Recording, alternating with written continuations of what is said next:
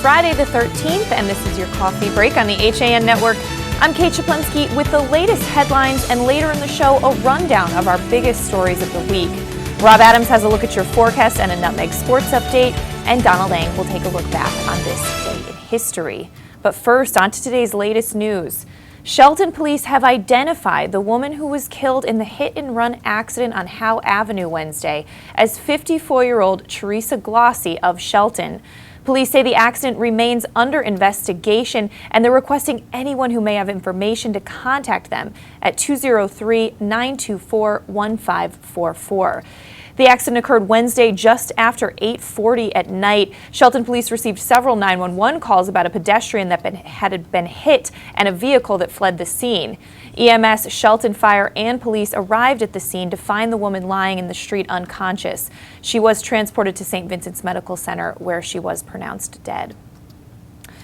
And the Milford Police Department is trying to identify a man suspected of stealing construction tools from a work van on May 11th at about 1:30 in the morning in the area of Plains Road and I-95. The suspect's vehicle was left at the scene after he took off on foot when a patrol unit came into the area. Anyone with information can contact Milford officers at 203-878-6551. And 20-year-old Bradley Comerford of Derby has pled guilty in New Haven court to federal charges of distributing drugs to an individual under the age of 21. Comerford was arrested back on February 18th after two Shelton men and a Derby man overdosed from heroin he sold them. The two Shelton men survived the heroin overdose, both occurring on February 16th. However, the next day, a Derby man and friend of Comerford's died from an overdose of heroin. The three overdoses prompted a federal investigation, along with an investigation by local police from Shelton, Derby, and Monroe. Local law enforcement and federal agents were able to connect Comerford to the crimes by searching his telephone and one of the victims' phones. They also interviewed other sources. Comerford is now scheduled to be sentenced on July 28th. Although his crime can carry a maximum of 40 years in prison with a mandatory minimum term of 1 year, other fines and supervisions after release ranging from 6 years to life, he may only serve between 5 to 6 years. And according to the Connecticut Post, a 13-year-old Bridgeport boy was arrested Wednesday after he allegedly brought a loaded handgun into Harding High School. Harding and most inner-city high schools have metal detectors students and staff must pass through to enter the building. Bridgeport police are investigating how the weapon was brought into the building. According to a spokesman, the school was briefly on lockdown and the student was arrested. Luckily, no one was hurt, but it could have been a very serious incident. New Canaan police have charged a car burglar they say is responsible for more than a dozen thefts last fall. During the overnight hours of November 3rd and November 4th, 14 motor vehicle burglaries occurred in New Canaan. An investigation by the New Canaan Police Department resulted in an arrest warrant being obtained for 21-year-old William Richardson of Newark, New Jersey, for 14 counts of third-degree burglary, credit card theft, as well as illegal use of a credit card and sixth-degree larceny. On May 12th, members of the New Canaan Police Patrol Division traveled to Essex County Correctional Facility in Newark, New Jersey to take custody of Richardson on the extraditable warrant. Richardson was transported back to New Canaan Police Headquarters and was being held on a $75,000 bond for a court appearance scheduled for today. The Stratford Police Department will have to give the ACLU of Connecticut records related to purchases of drones and eavesdropping technology after the State Freedom of Information Commission agreed with the hearing officer's findings that the Stratford Department violated FOI rules. The FOI Commission voted 3-0 at a hearing on Wednesday, agreeing with hearing officer Lisa Fine-Siegel's findings in her April 12th proposed ruling. The ACLU of Connecticut had asked for the information last year, but Stratford police denied the request, claiming that the records that the ACLU were seeking were exempt from disclosure. Police cited a state statute saying that the disclosure of said records would not be in the public interest because it would result in the disclosure of investigating techniques. In her proposed final decision, Siegel said that Stratford police violated the FOI Act by failing to provide the information. You can get much more on that story at stratfordstar.com. And the Ridgefield Police Department has issued a traffic alert for today, Friday, May 13th. There will be alternating one-way traffic on Route 7 just north of Route 102, Branchville Road, until 3 o'clock today. Part of the road will be closed so tree work can be done. You can get updates at theridgefieldpress.com. And according to the Valley Independent Sentinel, former Derby Senior Center Director Sarah Muio was charged Friday with 1 count of first-degree larceny. Muio turned herself in this morning after notification of her arrest warrant and was released after posting a $10,000 bond. She's scheduled to be arraigned in Derby Court on May 25th, according to a prepared statement from Lieutenant Justin Stanko. Muio's arrest comes 4 months after Mayor Anita D'Agato fired her. An auditor was then contacted to review the senior center's bank accounts and bookkeeping. Financial irregularities were allegedly discovered dating back to 2011, which prompted a request in February from the mayor for the Derby Police Department to investigate. Police affidavits included in search warrants connected to the investigation allege that Muio used money from dues and fundraisers to fund her personal shopping sprees. The documents allege she bought items such as furniture, carpet, bed frames, a yoga ball, house paint, dining sets, and quilts. There's much more on that story at valleyindy.org, but we are going to throw it over to Rob Adams for a look at the forecast. Rob? Good morning, Kate. Hi, everyone. Well, I wish I had better news. I tried to get you good days for the past couple of days, but not so good today. Chance of showers and possibly a thunderstorm after 1 this afternoon, high near 67. Wind out of the southeast from 6 to 9 miles per hour, and the chance of precipitation is 80%, so yeah, we're going to get it. Tonight, more of that up until 10, and then add in a slighter chance of showers as we head into the overnight hours with areas of fog as well, and a low around 52. Wind out of the southwest at 8, becoming west after midnight. Again, it's an 80% chance of precipitation as I am able to silence myself, which is a pretty remarkable thing to do. Chance of showers and thunderstorms as we move to Saturday after 4, mostly sunny and 71 for a high. The west wind will be from 5 to 11 as we get to the south wind in the afternoon. Saturday night, showers and thunderstorms before 10, chance of showers after that, and then it'll become gradually partly cloudy and a low around 48. Mostly sunny and 61 for Sunday. However, the wind is going to be your issue on Sunday out of the west from 10 to 18, gusting as high as 28. Sunday night, again, we're in the middle of May. Partly cloudy and 42 for the low.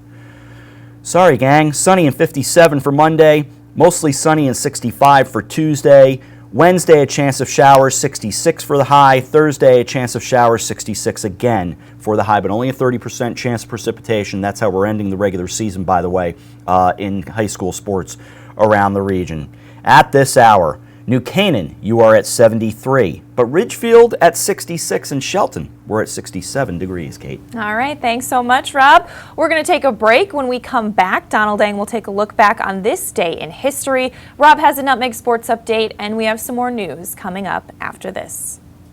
Connecticut is coming back to hometown banking, to a partner that makes small businesses feel big, where community comes first, where you get the know-how only neighbors can deliver, where saving time is important too. It's time to expect more.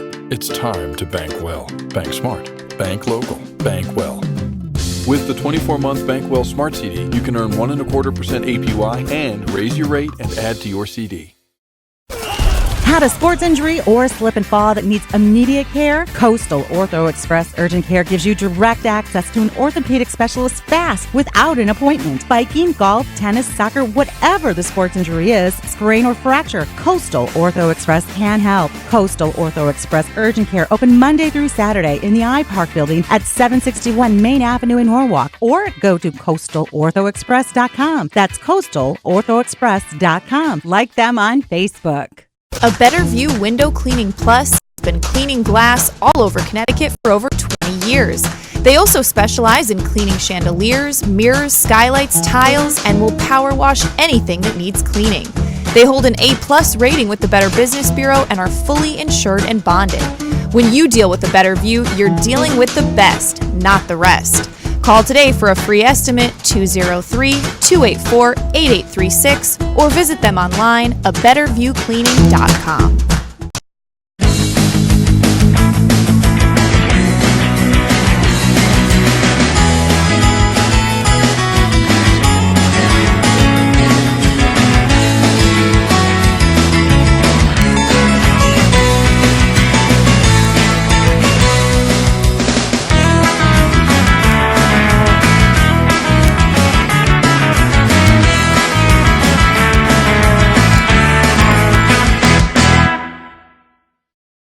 Hi, I'm Rob Adams with my good friend Donald Eng, and we're the home team for Nutmeg Sports, Monday through Wednesday at 2 o'clock right here on the HAN Network. We are the place for all things Connecticut sports, so come hang out with us on Nutmeg Sports. Don? They don't call him the best color man in the game for nothing. Nutmeg Sports, 2 o'clock, Monday through Wednesday right here on the HAN Network. And we're back on this Friday the 13th edition of your coffee break, and it's time to throw it over to Donald Eng for a look back on this day in history. Check it out. A talk show legend says goodbye without saying a word. But first to 1917, 3 children report the first apparition of Our Lady of Fatima in Fatima, Portugal. The children said that the Virgin Mary wanted the world to pray for peace, particularly the children. Tens of thousands would later make pilgrimages to the spot. Of the 3, only Lucia Santos, that is her on the far left, survived to adulthood, becoming a nun and dying in 2005 at age 97. 1939, the first commercial FM radio station in the United States is launched in Bloomfield, Connecticut. The station later became known as WDRC-FM, now known as 102.9 The Whale. The station plays classic rock, but formerly was an oldies station. The current format took effect at 10/29, January 20th, 2015, and featured Brass Bonanza, the former theme song of the Hartford Whalers, followed by AC/DC's For Those About to Rock, We Salute You. To 1950, the first round of the first Formula One World Championship is held at former airbase Silverstone in England. Formula One is now the most popular spectator sport in the world, and looking at those cars, I don't know how any of the drivers survived. And finally, now we go to 1994 for this. With tonight's top 10 list, the host of The Tonight Show for 30 years, Johnny Carson. Johnny!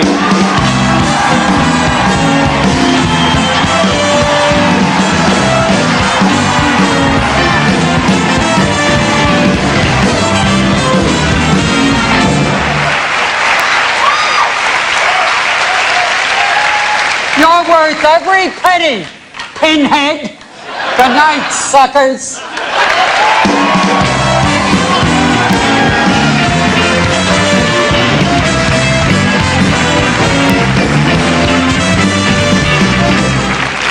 Well, right up to that point, it was so easy I could host it. All right, tonight's top 10 list from the home office in Sioux City, Iowa. Oh, this is not the list. Johnny, can I have the top 10 list?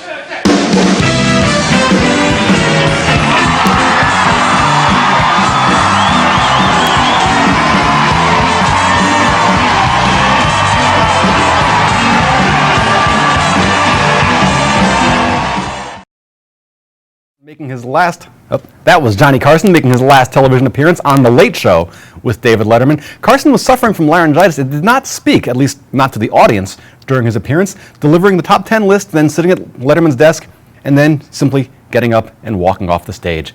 That is your look back in history for today, May 13th, and I am Donald Eng. Thanks so much to Don. And now I'm going to throw it back over to Rob for a Nutmeg Sports Update. Rob? Kate, good morning once again. There's no truth to the rumor that they're still playing at Stamford High School. No, the game did end, but we saw a good one yesterday as the Black Knights played host to the Trumbull Eagles. Let's check out the highlights from a long day at Stamford High. And she bunts to third. They'll short hop it, and everybody's safe. Rounding third. Coming on, Santora, 1-0. O'Neill came into the game hitting .350 with 12 runs batted in. She's actually second on the team in RBIs, but she may have a 13th coming. Rounding third comes Soricchio. The throw, not in time. She slides in safely. 2-0 Black Knights. Game on the line in a 2-0 ball game. It's been a good one. Here it comes. She swings, bouncer, comes back to Staley, handcuffs her. The throw, not in time, everybody's safe. Turning O'Neal, she will come on and score. It's a tie ball game. Allie Buzzio with the winning run off third. The pitch.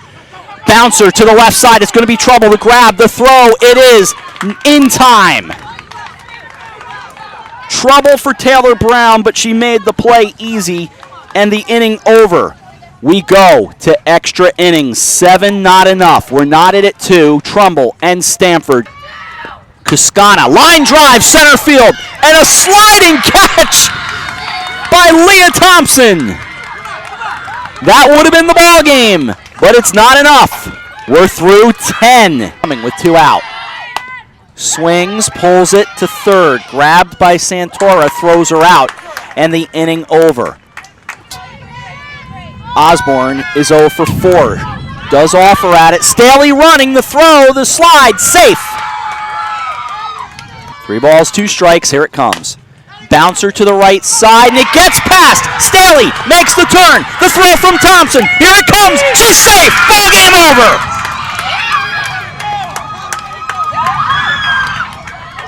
What an ending to this game. Ball just gets by second baseman, Sarah Staley. How great of a way to end it.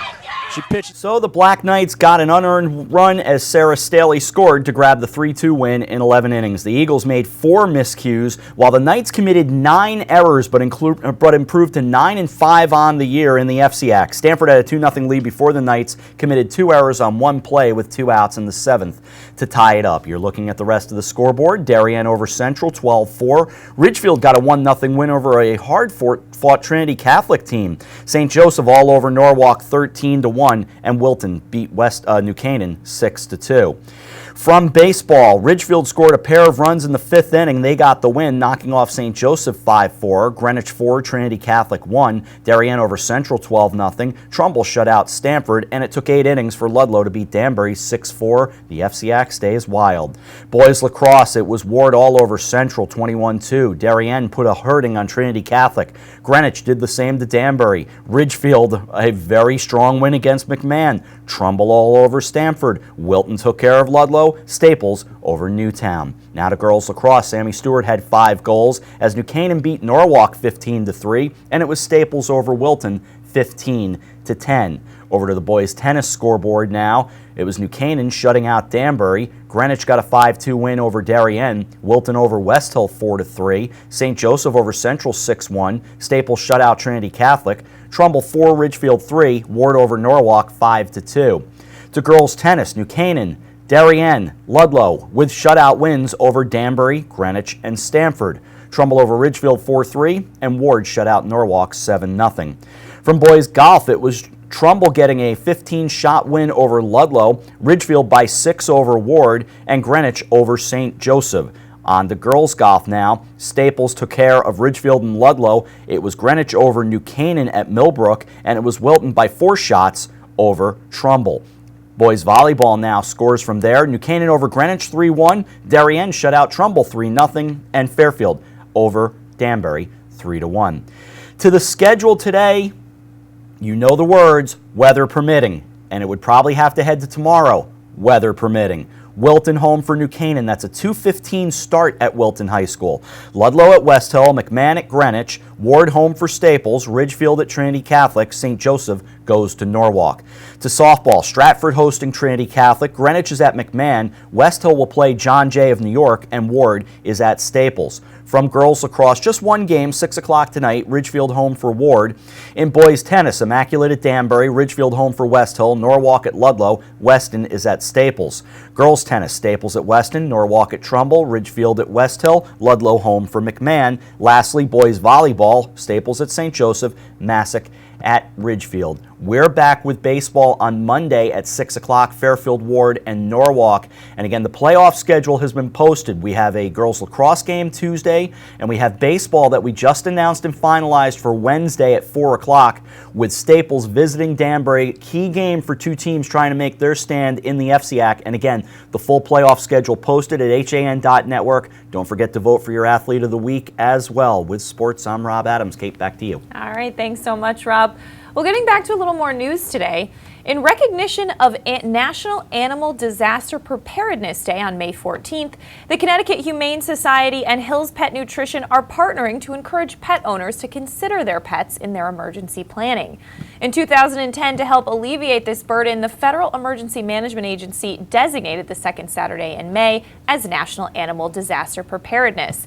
The annual campaign is aimed at educating pet families on ways they can stay safer and be better prepared to survive a disaster, including items that you can include in your family's emergency kit, like basic first aid supplies, a 3-day supply of bottled water and the pet's preferred food held in a waterproof container, a safety harness and leash, as well as waste cleanup supplies, medications, and a copy of the pet's medical records. But you can get a lot more on that story and items you can include at any of our HAN network sites. And Stratford Star editor Melvin Mason attended the Stratford Continuing Education graduation on Thursday night. He talked with Renee and Amber Doran, a mother and daughter who graduated together. Both plan to continue their educations to become nurses. Here's what they had to say about the milestone. All right. So, but you know, being on that stage and finally getting that diploma in your hands, what does that mean for you? Oh, that felt good. I felt really, really good. I didn't know I could make it. I didn't know I could do it, but standing here now, I really did. So out there, for the other people, please come and get your high school diploma because it's worth it, because it's going to open up a lot of doors and it's a key to the future. Congratulations to them. There were 21 students in the class of 2016, and this was the 32nd graduation in the program's history. Well, we're going to step out for a break, and when we come back, we're going to run down some of our biggest stories of the week coming up on your coffee break after this. For more than 50 years, Triple S has been Fairfield County's expert service for carpet, upholstery, and drapery cleaning. We provide the best in repairs and in-depth restoration, understanding fabrics and how to properly clean and restore them. Our staff will come to your home to clean your wall-to-wall carpet to perfection. We can also pick up your fine carpets and bring them to our facilities. With locations in Norwalk, Stamford, and Stratford, Triple S will get the job done fast, big or small. At Triple S, you can count on our people as well as our cleaning. Find us at triplesclean.com or 203-847-8000. Walter Stewart's Market in New Canaan is your time-saving local shopping destination for the best of spring. Find many of your favorite products, from great specials on everyday items to the freshest organic produce, artisanal cheeses, and grass-fed steaks. Drop off your knives to be sharpened, grab a beautiful bouquet of spring flowers, and stop in next door for a wine tasting. Plus, their personable staff is always ready to lend a helping hand. So stop in to Walter Stewart's Market, 229 Elm Street today, or shop online at stewartsmarket.com.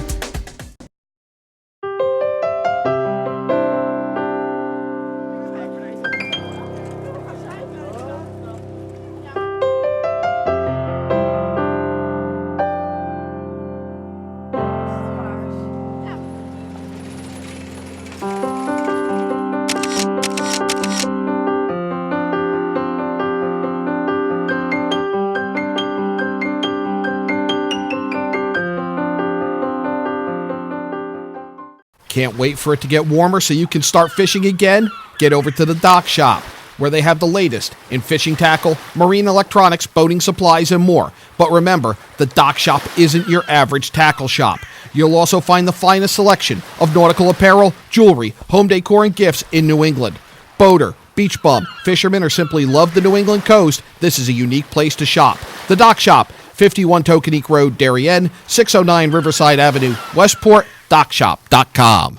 You are watching the HAN Network, and you're not alone. Nearly 500,000 viewers enjoyed our broadcasts in the first 5 months.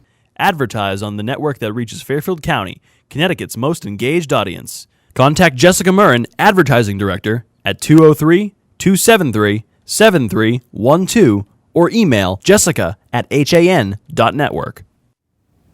We're back on this Friday edition of your Coffee Break on the HAN Network, and I'm going to take a look now at some of the top stories across all of our HAN news sites this week. including that the Trumbull community had a lot to say about the arrest of a Moose Hill Road woman after she hosted an underage drinking party that included several vodka bottles as well as marijuana and other narcotic substances. This happened last Saturday, May 7th. Trumbull police said that 53-year-old Kimberly Atherton had at least a dozen teens inside her home when they responded to the scene, and that she was visibly intoxicated when she opened the door. According to the report, a neighbor called police after a vehicle leaving the party had driven over his lawn. The complainant also told police that the party was out of control and very loud. In addition to having slurred speech, the report said that Atherton smelled of marijuana. Police told her to sit down outside the home as they went inside, and Trumbull officers entered, causing numerous teens to flee the scene on foot. In the home's basement, police found a beer pong table, empty beer cans, and vodka bottles. The report stated that one father was trying to pick up his 15-year-old daughter from the party as police arrived, and when the girl exited the home, she was intoxicated. And after vomiting on the front steps of the home, she told police that she had consumed vodka, muscle relaxers, marijuana, and codeine at the party. Two serious head-on collisions occurred this week in Shelton, both on River Road. A 69-year-old Shelton woman was killed in a car accident involving two vehicles early last Friday afternoon. This happened at about 1:30 in the afternoon when Shelton police received several 911 calls regarding the collision that occurred in front of the Sports Center of Connecticut. 23-year-old Samantha Monaco of Shelton and 69-year-old Rosemarie Dwyer, also of Shelton, were involved in the crash.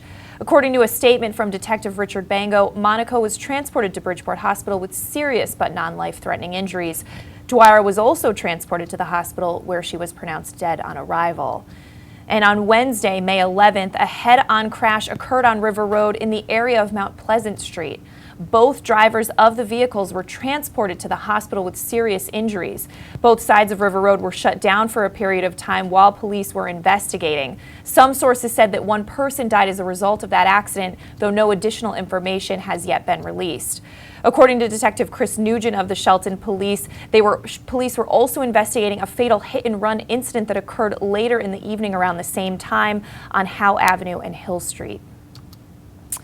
And another top story this week was that Darien police confirmed a New Canaan teen was found incapacitated by alcohol use near the grounds of Darien High School last Saturday after a highly anticipated lacrosse game between Darien and New Canaan. Darien Police Sergeant Jeremiah Marin told the Darien Times that police were called to the school on Saturday to respond to a male teen passed out in the woods near the baseball field at about 3:30 in the afternoon. The 17-year-old New Canaan resident's parents were reached but out of state, so they agreed to allow the teen to be released to a family friend. EMS Post 53 was called to the scene and okayed the release of the teen to the Guardian. The teen told police he had not been drinking alcohol at the game, but at a friend's house in New Canaan before the game. Another female New Canaan resident was also responded to at the high school for incapacitation in an apparently unrelated incident. Darien ultimately beat New Canaan 10-7 at the game between the state rivals. And in other top news, a heated budget exchange in Stratford got a lot of attention this week. Frustration and some anger ruled the night Monday as the Stratford Town Council was evenly split in voting for its 2016-17 budget.